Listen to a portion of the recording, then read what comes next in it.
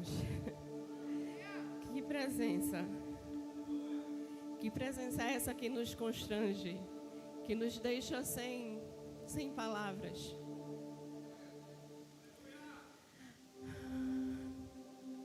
Podem sentar.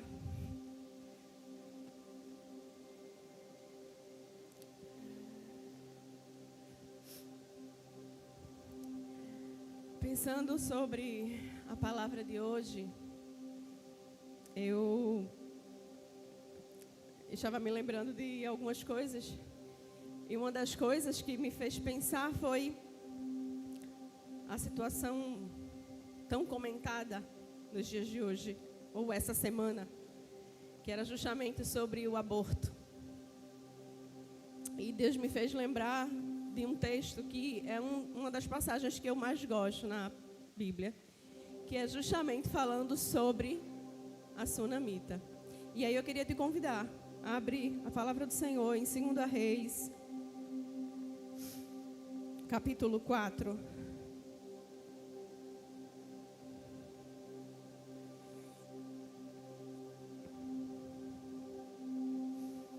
E deixa aberto aí,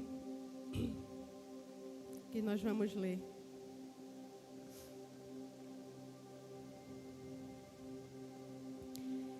E a palavra de hoje é: não aceite a morte. Não aceite a morte. Nós não fomos feitos para morrer, amém? Nós não fomos feitos para morrer. Nós fomos feitos para viver eternamente com o Pai. Só que aí a morte, ela entrou no mundo pelo pecado. A morte física e espiritual, ela entrou no mundo pelo pecado. E hoje, o que a gente sempre diz, ou é muito comum ouvir, é: a única coisa que o ser humano tem certeza é da morte. É ou não é? Sim ou não? A gente sempre ouve: eu não tenho certeza de nada, eu só tenho certeza da morte. Mas nós não fomos feitos para morrer. Nós fomos feitos para viver. A morte foi consequência do pecado. E justamente nesse contexto aí, de morte e vida, foi que me veio esse texto da sunamita. De uma mulher que passou por determinados momentos de gerar vida, momentos em que ela esteve cara a cara com a morte, decisões que foram tomadas e atitudes que servem de exemplo para a gente nos dias de hoje. E hoje a gente vai falar justamente sobre ela. E eu vou tentar ler e vocês vão me acompanhando, amém?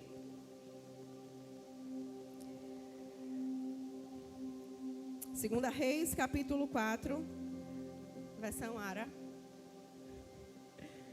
A partir do versículo 8, e diz assim: certo dia, passou Eliseu por Sunem, onde se achava uma mulher rica, e constrangeu a comer pão. Daí, todas as vezes que passava por lá, entrava para comer. E ela disse a seu marido: vejo que este passa sempre por nós é santo homem de Deus. Façamos-lhes, pois, em cima um pequeno quarto, obra de pedreiro, e ponhamos-lhe nele uma cama, uma mesa, uma cadeira e um candeeiro. E quando ele vier à nossa casa, retirar-se-á para ali. E um dia, vindo ele para ali, retirou-se para o quarto e se deitou. E então disse ao seu moço Geazi: chama esta sunamita. Chamando-a ele, ela se pôs diante do profeta. Este lhe dissera ao seu moço: dize-lhes: eis que tu nos tens tratado com muita abnegação. O que se há de fazer por ti? Haverá alguma coisa de que se fala a teu favor ao rei ou ao comandante do exército? E ela respondeu: habito no meio do meu povo. E a princípio nós vamos ler até aí. Fecha teus olhos, vamos orar mais um pouco. Pai, Eu te rendo graças por esse momento, Senhor. Eu te rendo graças pela porção da tua palavra. Senhor, fala com o teu povo aquilo que tu preparaste para este momento, aquilo que tu preparaste para essa noite. Da forma que tu falaste comigo, fala com o teu povo. Que a tua palavra ela cumpra o papel o qual tu já designaste. No nome de Jesus. Amém. E aí,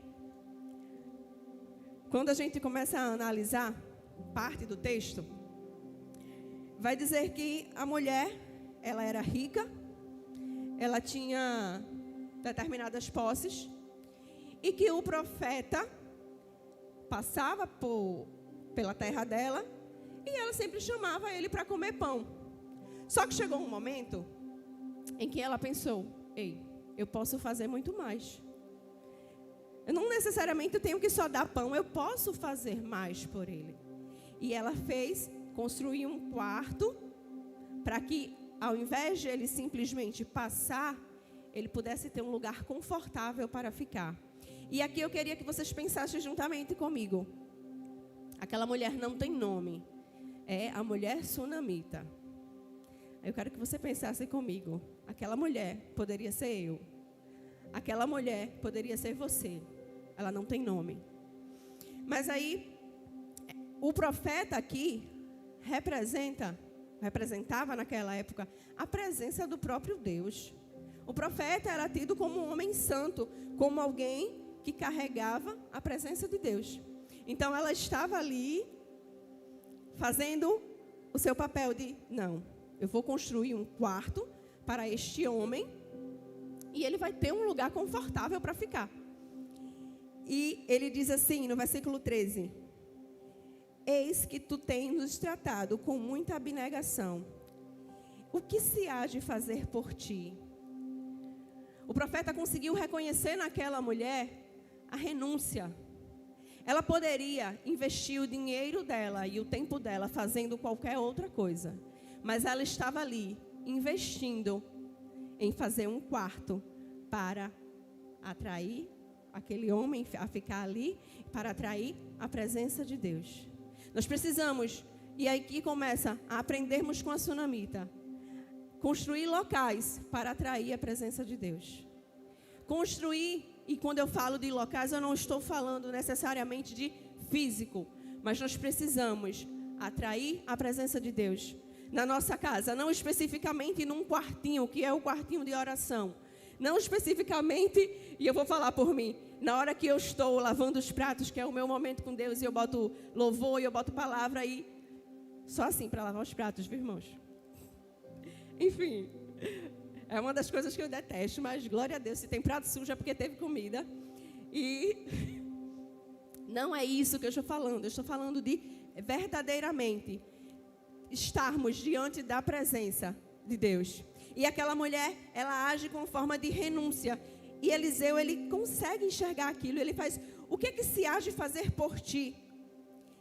Haverá alguma coisa que se fale a teu favor ao rei ou ao comandante do exército?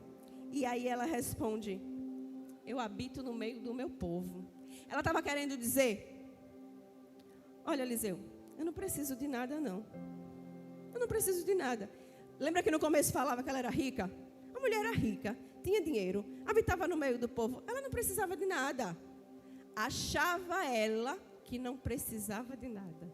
Porque só Deus sabe o que é que nós precisamos. Muitas vezes a gente se acha cheio de tudo. Ela achava que não precisava, mas ela precisava. E aí, em versículo 14, então disse o profeta, o que se há de fazer por ela? E Geazi respondeu, ora, ela não tem filho e seu marido é velho. Disse Eliseu, chama. E chamando a ele, ela se pôs à porta. Ela se posicionou. No texto, foi Eliseu que a chamou. Hoje, é Deus que te chama. E Ele quer um posicionamento teu. E aqui ela se posiciona, ela se pôs à porta para ouvir aquilo que o profeta tinha a falar. Já parou? Já se pôs à porta? Já começou a ouvir o que Deus tem para falar contigo? Ela se pôs à porta. E disse-lhe o profeta: por este tempo, daqui a 1 ano, abraçarás um filho. Ela disse: não, meu senhor, homem de Deus, não mintas a tua serva. Porém, versículo 17, concebeu a mulher e deu à luz a um filho, no tempo determinado, quando fez 1 ano, segundo Eliseu lhe dissera. E aqui ela recebeu a graça para gerar. Quantos fomos alcançados pela graça de Deus? Quantos fomos alcançados pela graça de Deus? Nós recebemos a graça. Da mesma forma que essa mulher recebeu a graça para gerar. Da mesma forma que Maria foi agraciada e recebeu a graça para gerar Jesus. Nós recebemos a graça. Mas nós devemos gerar. E aquela mulher, ela recebe a graça para gerar. E ela gera um filho.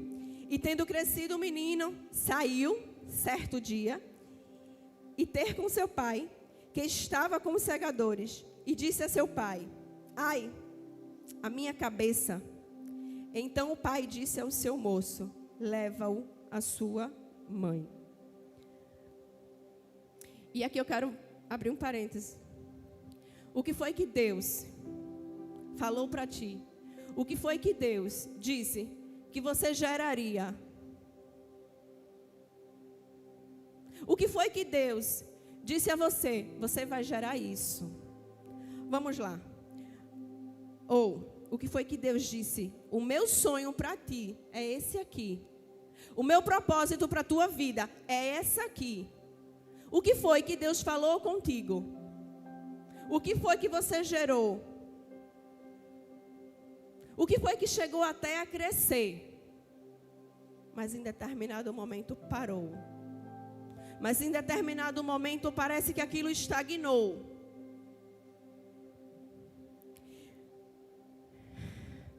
No versículo 18 e 19 diz que o menino cresceu. Deus nos dá sonhos, nos dá projetos, nos dá propósito, que por muitas vezes até cresce. Mas a dificuldade chega para todos. A dificuldade vem. E chega um momento que aquele menino, ele simplesmente sente uma dor muito forte na cabeça e morre. E sempre que eu leio esse texto, eu fico pensando, era meio-dia. Era a hora que o sol estava mais quente. A gente diz que aqui em Recife, aqui em Pernambuco, tem 2 sols para cada um, né?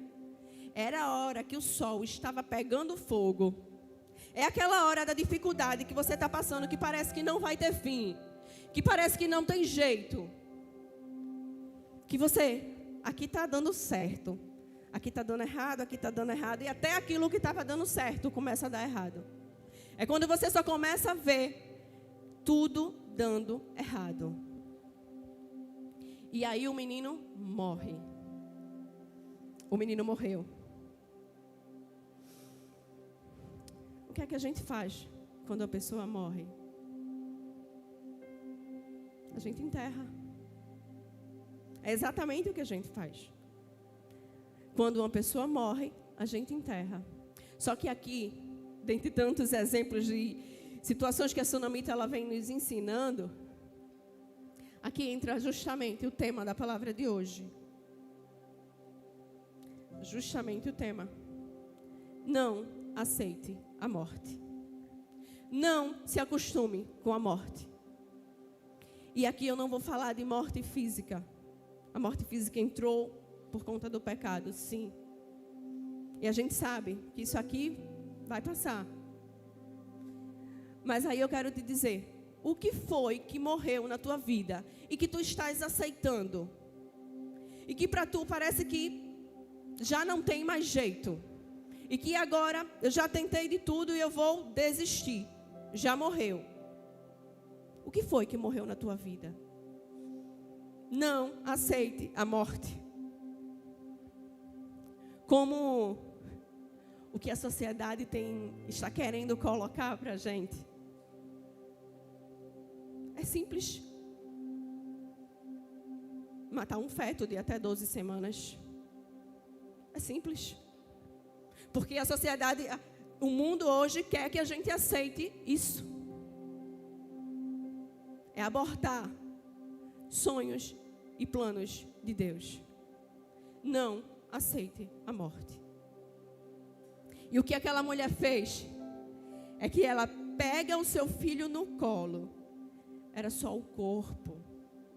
Já estava morto. Aparentemente. Já estava morto. Ela pega o seu filho no colo. E eu imagino com todo o carinho. Comece a pegar com carinho aquilo que Deus já te deu e que tu estás achando que está morto. Ela pega no colo, ela leva, ela sobe até o quarto do profeta e ela coloca o filho na cama do profeta. E aí, ela vai, fecha a porta. Fecha a porta. Não interessa a ninguém. Não interessa a ninguém. Fecha a porta. E vai em busca de quem pode resolver. Vai em busca de quem pode resolver. Ela disse, epa, esse sonho aqui não era meu não. Esse sonho não era meu não. Foi Deus que me deu, foi Deus que colocou, então agora vou atrás dele. Quem me deu o sonho, quem disse que o menino seria gerado foi o profeta. Então agora eu vou atrás dele, porque é ele que vai resolver. Eu não pedi nada. E aí ela foi.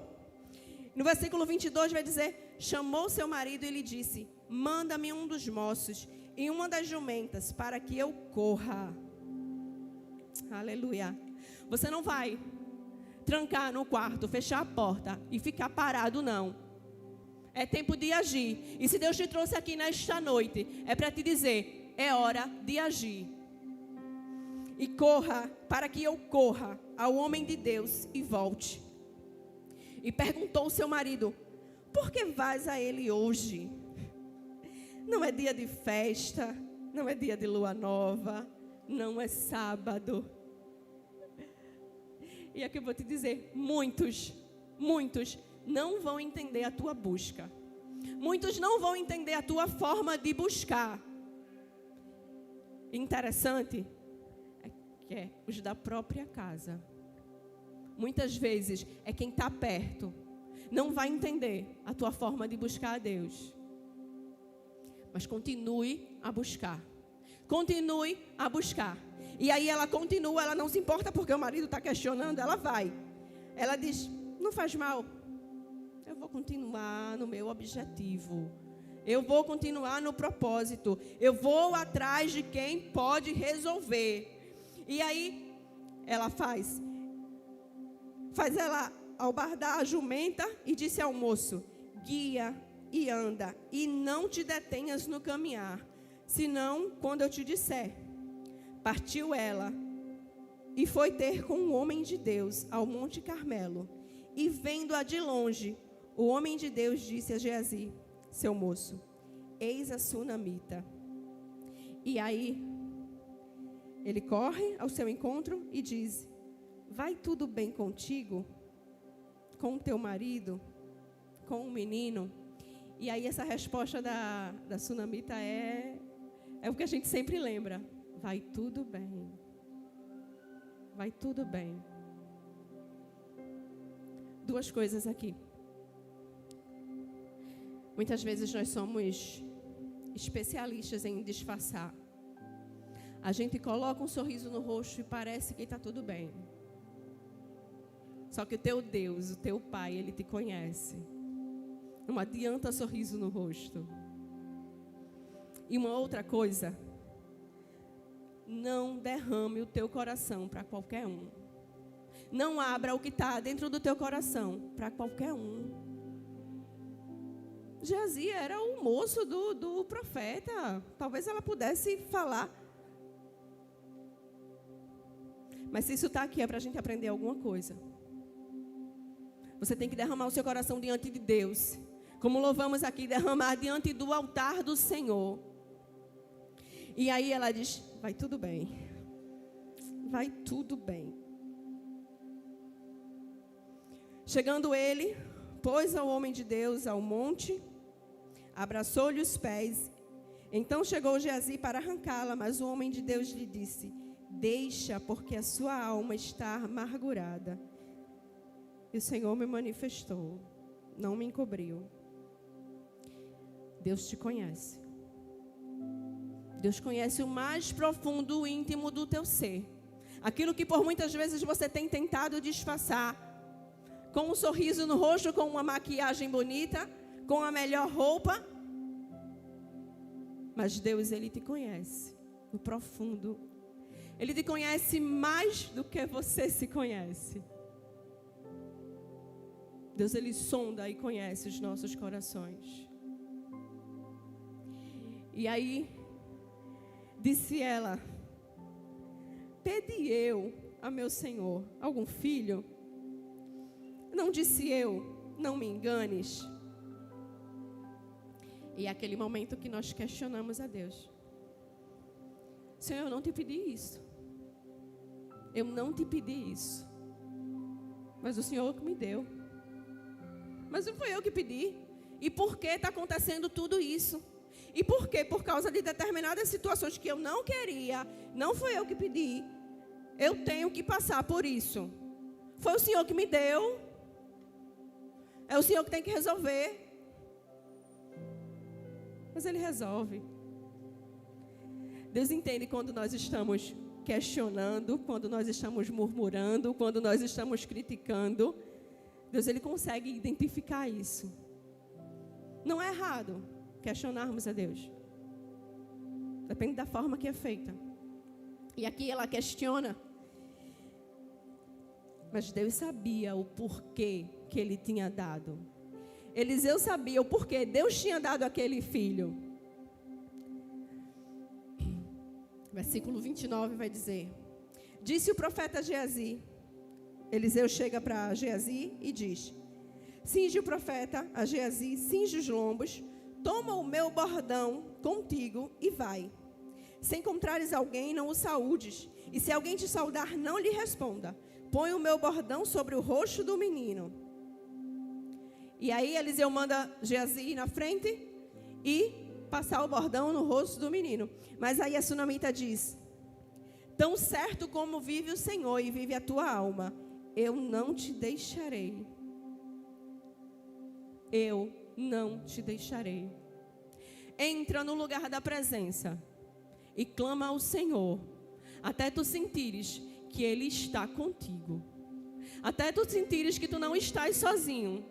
Até tu sentires que Ele está te ouvindo. Que Ele está ouvindo o teu clamor. Que Ele está ouvindo a tua necessidade. Entra no lugar da presença e não saia sem Ele. E aí ela diz: eu não te deixarei. E aí Eliseu se levanta e vai. Geazi passa diante deles, põe o bordão sobre o rosto do menino, porém não houve nele voz, nem sinal de vida. E sabe o que eu entendo aqui?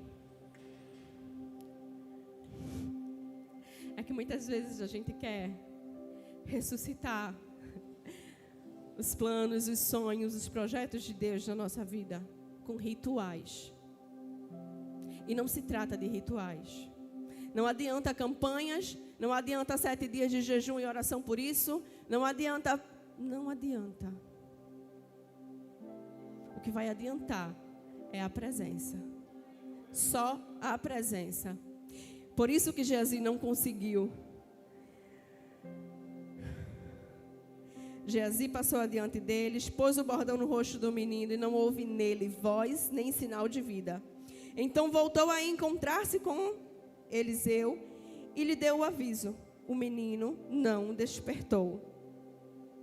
Quantas tentativas você já fez? Quantas tentativas você já teve de ressuscitar o que Deus te deu e não conseguisses? Quais foram as formas que tu tentasse ressuscitar o que Deus te deu e não conseguiste? Talvez esteja faltando uma: a entrega total diante da presença dEle. Tem tendo o profeta chegado à casa, eis que o menino estava morto sobre a cama. Então entrou e fechou a porta. E aqui trata de intimidade. Deus quer intimidade contigo. Deus quer um relacionamento íntimo.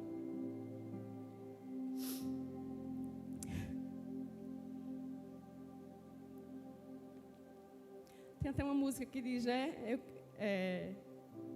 Chega de formalidade, eu quero intimidade. Muitas vezes a gente quer chegar diante de Deus sendo tão formais, onde Deus conhece, onde Deus nos conhece por dentro e por fora, onde Deus conhece as nossas falhas, onde Deus conhece as nossas fraquezas. Sabe por que Davi era o homem segundo o coração de Deus? Uma das coisas é porque Davi era sincero diante de Deus.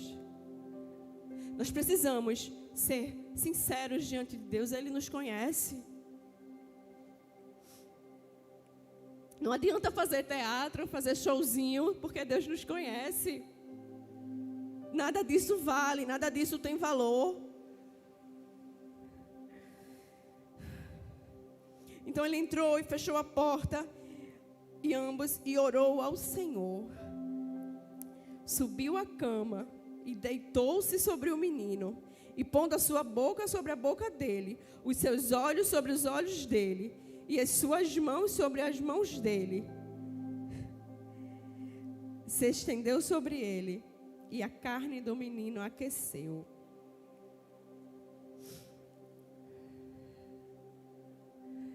Eu sei que deve ter uma explicação bem lógica para isso aqui, para esse versículo. Mas algo que Deus me chamou a atenção nesse momento aqui, Deus, Ele age da forma dele. E às vezes a gente questiona, isso é tão estranho, como é que Ele fez? Ele deitou sobre o menino, Ele encostou a boca na boca do menino, o olho no olho.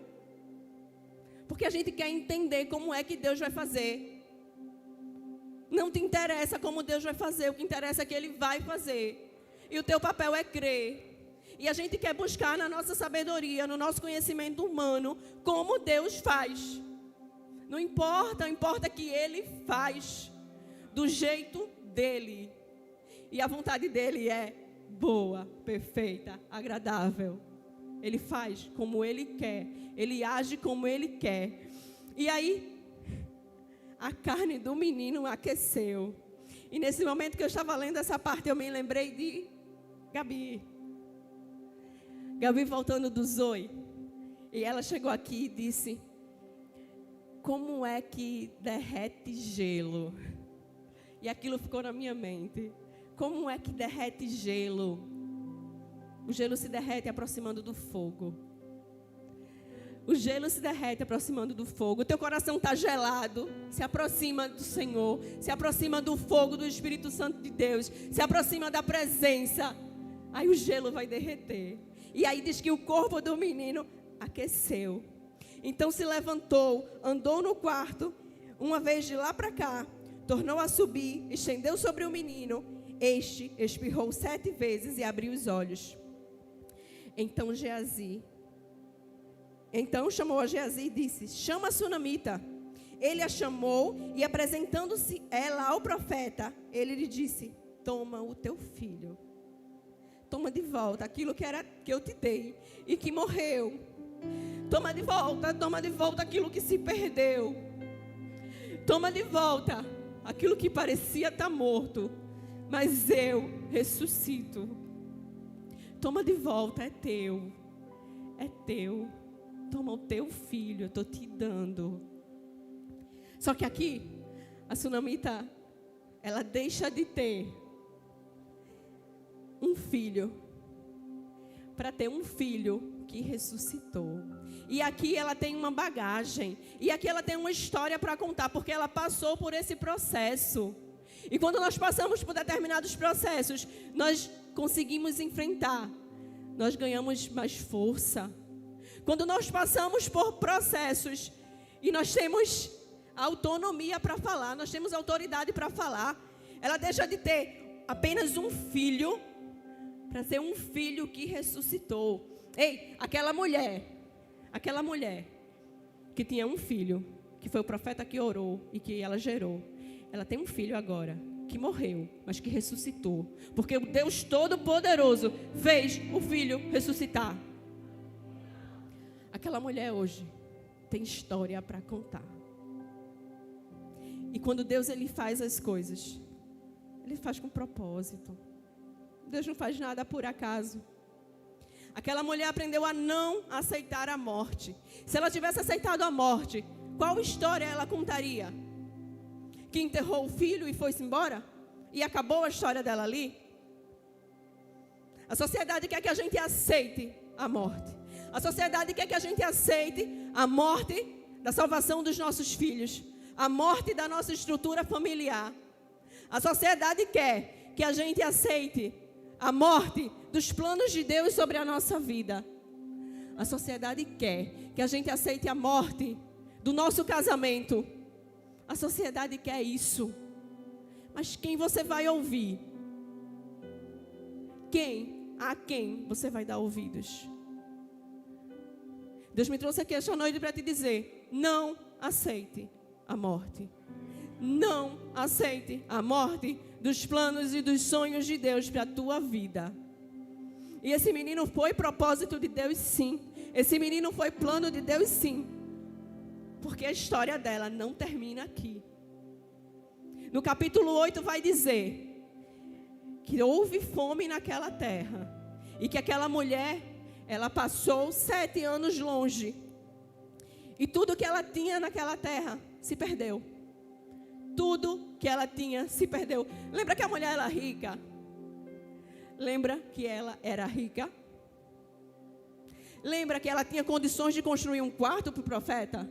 Lembra que ela disse que não precisava de nada? Não sabia ela que precisaria? Ela precisava sim.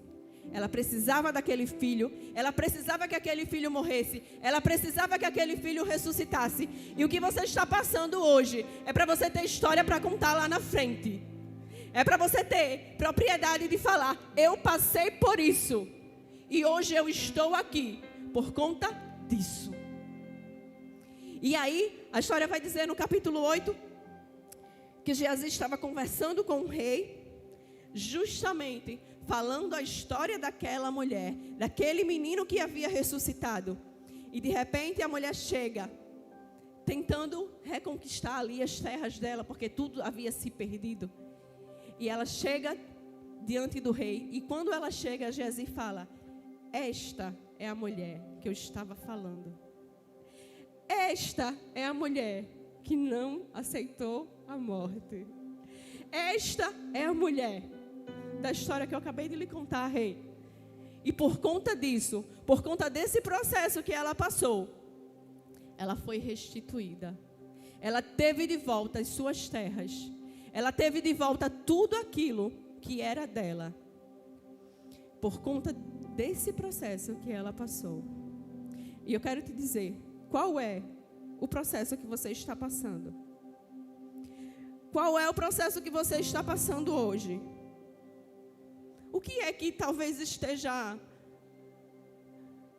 doente, tão doente a ponto de morrer?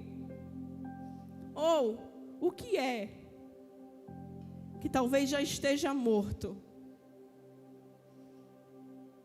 Ou talvez, a Bíblia não diz que o menino chegou a feder, mas eu vou dizer a você, ou talvez já esteja como Lázaro, fedendo. O que é que precisa ser ressuscitado na tua vida hoje? E eu quero te dizer que o meu Deus tem poder para ressuscitar até o que está fedendo, podre. Deus, ele tem poder para ressuscitar. E o mesmo Deus que fez aquele menino ressuscitar, ele está aqui nesta noite.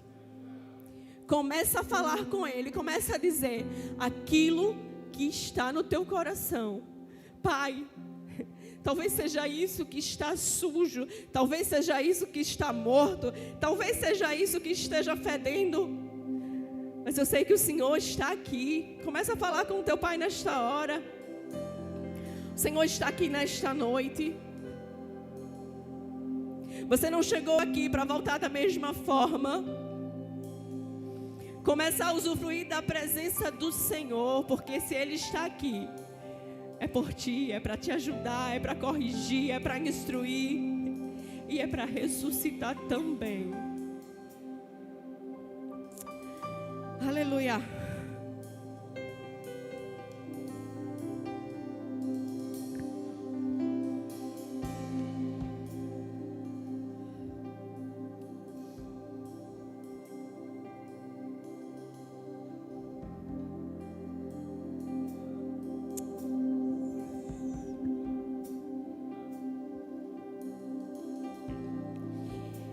E agora eu não vou falar para quem não...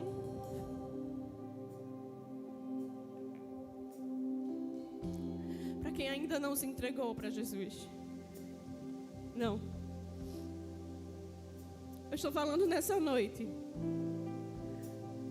para cristãos, para crentes, servos do Senhor,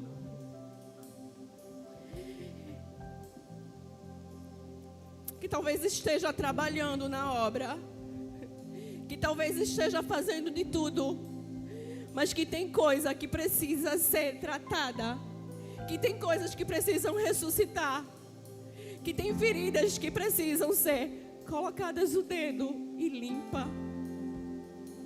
Porque Deus, Ele quer fazer o trabalho completo. Deus, Ele não é um Deus que age pela metade. Deus, Ele age por completo. Mas nós precisamos querer. Nós precisamos decidir. Nós precisamos nos posicionar. A presença dele está aqui. Mas eu não posso fazer por você. O pastor não pode fazer por você. Nenhum diácono vai poder fazer por você. É você que precisa se posicionar diante da presença dele. Em nome de Jesus. Amém.